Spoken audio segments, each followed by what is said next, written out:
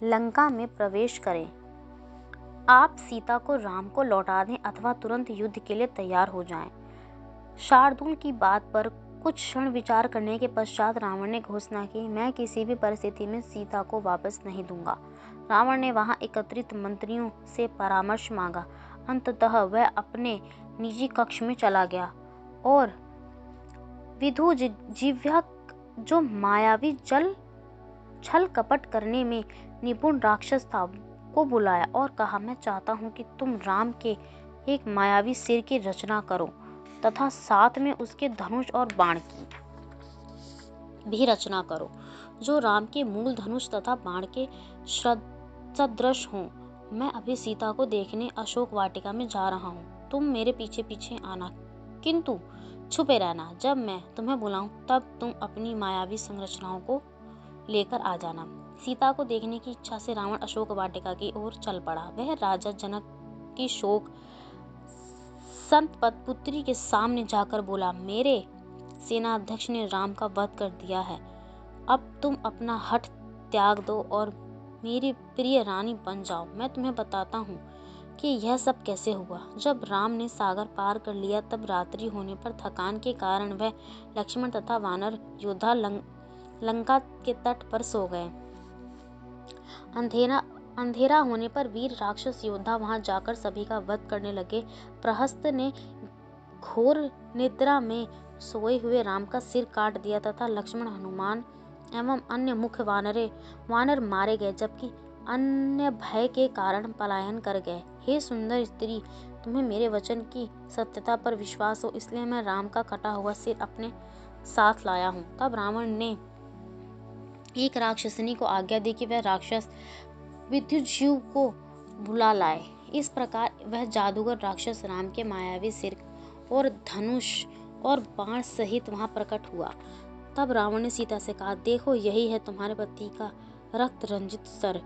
फिर विद्युजीव की ओर मुड़कर रावण ने कहा, सीता को राम का कटा हुआ सिर दिखाओ, देखने दो उसे अपने मृत पति के अवशेष।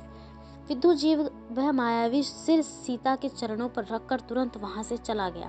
तब रावण राम का जादू से निर्मित वह बाण व धनुष सीता की ओर फेंक कर बोला, अब तुम मान जाओ, क्योंकि अब तुम्हारे लिए कोई अन्य आशा नहीं है। जादू से रचित कटा हुआ सिर रूप और आकृति में बिल्कुल राम के वास्तविक सिर से मिलता था। उसे देखते ही सीता शोक से चिल्ला उठी, कैकेयी, यही तुम्हारी उस बुरी योजना का परिणाम है। अब तुम्हारी कामना पूर्ण हुई, यह देखकर तुम अवश्य ही अत्यंत प्रसन्न होगी। आक्षेपतामुक्त रूप से विलाप करती हुई सीता प्रचंड वायु द्वारा उखड़े गए केले के वृक्ष की भांति गिर पड़ी। चेतना आने पर वे उस कटे हुए मायावी सिर के पास बैठकर विलाप करने लगी, हे राम, आपके बिना मैं विधवा हो गई, मेरे जीवन का अंत हो गया। एक स्त्री के लिए उसके मृत्यु के से पूर्व उसके पति की मृत्यु हो, इससे अधिक घोर विपत्ति क्या हो सकती है। हाय, मैं कितनी अधम हूँ, क्योंकि मैं ही उनकी मृत्यु का कारण बनी हूँ। केवल मेरे लिए उन्होंने सागर पार किया और युद्ध किए बिना ही प्राण त्याग दिए। विवाह के समय क्या उन्हें ज्ञात था कि उन्होंने अपनी मृत्यु के साथ ही विवाह कर लिया? निश्चय ही मैंने पूर्व जन्म में किसी अन्य कन्या के विवाह में विघ्न उत्पन्न किया होगा, इसलिए मैं कष्ट भोग रही हूँ। हे राम, क्या आप मुझे लिए बिना इस ही परलोक सिधार गए? तब सीता ने रावण से कहा, कृपया मुझे वहां ले चलो जहां राम का पार्थिव शरीर पड़ा है, ताकि मैं उनका आलिंगन कर सकूं। तब मेरा भी वध कर देना, ताकि मैं भी वहीं चली जाऊं जहां मेरे पति गए हैं। ठीक उसी समय एक दूत आकर रावण को सूचना दी कि प्रहस्त ने उन्हें तत्काल मंत्रियों की सभा में बुलवाया है तथा उसकी उपस्थिति अत्यंत आवश्यक है। रावण के जाते ही वह मायावी सिर और धनुष सीता की दृष्टि से ओझल हो गए।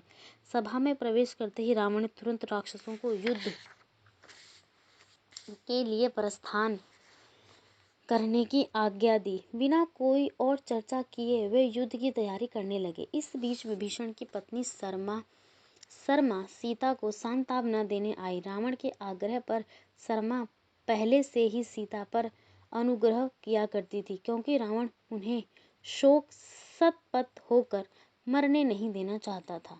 शर्मा ने कहा, मैंने पास की झाड़ी में छुपकर रावण की सभी बातें सुन ली हैं। मैं तुम्हें विश्वास दिलाती हूँ कि राम की मृत्यु नहीं हुई है। वह सिर जो तुमने देखा वह तो केवल एक मायावी राक्षस की चाल थी। वास्तव में तो राम एवं लक्ष्मण वानरों की सेना सहित लंका पहुंच चुके हैं। अब वे रावण पर आक्रमण करने की तैयारी कर रहे हैं। अतएव रावण उत्तेजित अवस्था में ही यहाँ से चला गया।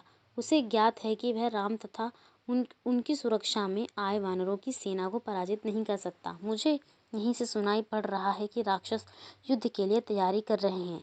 शीघ्र ही दोनों सेनाओं के मध्य भीषण युद्ध होने वाला है। चिंता न करो सीता, क्योंकि राम निस्संदेह रावण को पराजित कर देंगे। यदि तुम राम को संदेश भेजना चाहती हो तो मैं उसे उन तक पहुंचा सकती हूँ।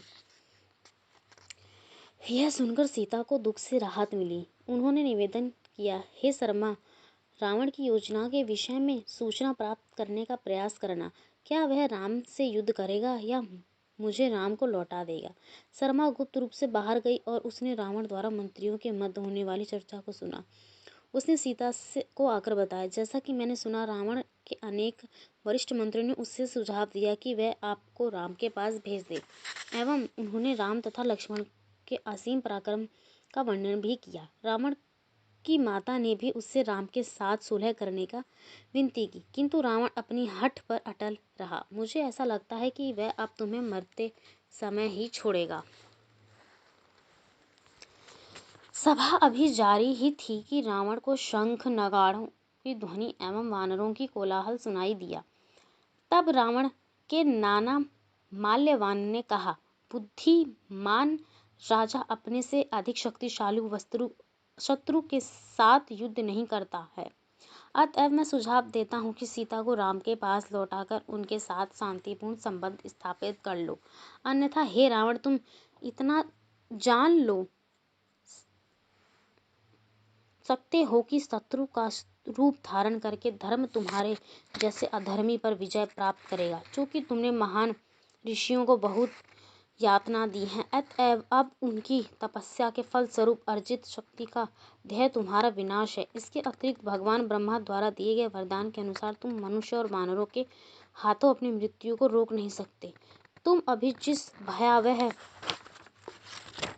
परिस्थिति में हो उस पर तुम्हें सावधानी पूर्वक विचार करना चाहिए। मेरे पौत्र, तुम्हें मेरे सुझावों पर ध्यान देना चाहिए, क्योंकि लंका के विनाश को सूचित करने वाले अनेक अपशकुन दिखाई दे रहे हैं। मेघ उष्ण रक्त की वर्षा कर रहे हैं। हमारे घोड़े और हाथी रो रहे हैं। मांसाहारी पशु लंका के उद्यानों में मुक्त रूप से प्रवेश कर रहे हैं। उनका कृंतन अशुभ लक्षणों का संकेत है। अपने स्वप्न में नागरिक ऐसा देखते हैं कि पीले दांतों वाली काली स्त्रियां उनके घरों को लूट रही हैं और उन पर हंस रही हैं। यज्ञ में अर्पण की जाने वाली सामग्री को श्वान खा जाते हैं और प्राणियों की विभिन्न जातियां एक दूसरे के साथ सहवास कर रही हैं। काल ने गंजे सिर वाली एक विशाल काय काली आकृति का रूप धारण किया है, जो नित्य प्रातः और सायकाल सभी घरों में झांकती दिखती है। हे रावण, मेरे विचार में राम स्वयं भगवान विष्णु हैं, जो मानव रूप में प्रकट हुए हैं। तुम्हें तुरंत उनके समक्ष जाकर संपूर्ण करके स्वयं को आसन्न विपत्ति से मुक्ति दिलवानी चाहिए। शर्मा ने आगे बताया, रावण उस उचित परामर्श को स्वीकार न कर पाया। उल्टे उसने क्रोधित होकर कहा, शत्रु का पक्ष लेने वाले आप अधर्मी हैं। आपको राम के पराक्रम का गुणगान करने की इतनी लालसा क्यों है? मेरे विषय में क्या सोचते हैं आप शत्रु की प्रशंसा इसलिए करते हैं क्योंकि आपको मुझसे ईर्ष्या है, अथवा आप शत्रु का पक्ष द्वारा परास्त कर दिए गए हैं। संभवतः आपको राम से भय लगता है। मैं आपको विश्वास दिलाता हूँ कि शीघ्र ही आप मेरे हाथों राम का वध होते हुए देखेंगे। माल्यवान कुछ क्षण तक मौन रहा, फिर राजा को प्रणाम करके वहां से चला गया। तब रावण ने लंका की सुरक्षा हेतु व्यवस्था की। उसने प्रहस्त को पूर्वी द्वार पर, महापार्श और महोदर को दक्षिण द्वार पर, पश्चिमी द्वार पर इंद्रजीत को तथा विरूपाक्ष को नगर के मध्य में तैनात रहने का आदेश दिया। रावण ने उत्तरी द्वार पर चयन शुक तथा शारण सहित स्वयं के लिए किया। तत्पश्चात मंत्रियों को भेजकर वह महल के आंतरिक भागों में चला गया। जब राम, लक्ष्मण और वानरों के प्रमुख सुवेल पर्वत के चोटी पर रात्रि व्यतीत करने के लिए चढ़े तब सूर्यास्त होने ही वाला था। अंधेरा होने पर भी पर्वत की चोटी से लंका स्पष्ट दिखाई दे रही थी। नगर में असंख्य दैदीप्यमान दीपक उसकी शोभा उसकी इस प्रकार बढ़ा रहे थे मानो वह आकाश से लटका हुआ हो। राम की सेना के प्रधानों ने देखा कि राक्षस योद्धा आगामी युद्ध के लिए तैयार थे। अगले दिन प्रातः सभी उस दिव्य नगरी को देखकर चकित हो गए, जो दिव्य वृक्षों तथा गाने वाले पक्षियों से भरपूर थी तथा सुंदर उद्यानों की क्रमबद्ध व्यवस्था से अलंकृत थी। लंका त्रिकुट पर्वत की एक समतल चोटी पर स्थित थी, जिसकी 100 योजन की लंबाई तथा 100 योजन की चौड़ाई थी। दीवारों से घिरे उस नगर का क्षेत्र 20 योजन लंबा तथा 20 योजन चौड़ा था, जिसके मध्य में 1000 स्तंभों पर आधारित रावण का भव्य महल था। राम ने नगर की भव्यता को मन में सराहा। तभी उन्हें उत्तरी द्वार पर वितान के नीचे खड़ा रावण दिखाई पड़ा, जिसे उसके सेवक चाम्र ढुला रहे थे। सुग्रीव ने एक चोटी से दूसरी चोटी पर कूदने वाले अनेक वानरों को लंका के बाहरी उद्यानों में जाकर उनका अधिग्रहण करने की आज्ञा दी। अकस्मात सुग्रीव ने रावण को देखा। सुग्रीव उसे देखते ही उतावलेपन में सुवेल पर्वत की चोटी से वहां कूदा, जहां रावण उत्तरी द्वार के शीर्ष पर बैठा था। सुग्रीव ने तिरस्कृत दृष्टि से रावण को देखते हुए कहा, मैं भगवान राम का सेवक हूँ, मैं आज ही तुम्हारा वध करूंगा। सुग्रीव ने रावण के ऊपर आक्रमण किया, जिससे उसका राजमुकुट सिर से गिर गया। तब चकित होकर राक्षसों के राजा ने सुग्रीव को पकड़कर धमकाते हुए भूमि पर पटक दिया, किंतु सुग्रीव भी तुरंत लाख की गेंद की भांति उछल पड़ा और प्रतिकार स्वरूप उसने रावण को पकड़कर बलपूर्वक भूमि पर फेंक दिया। दोनों के मध्य भीषण मल्ल युद्ध हुआ, जिसमें एक दूसरे के नखों द्वारा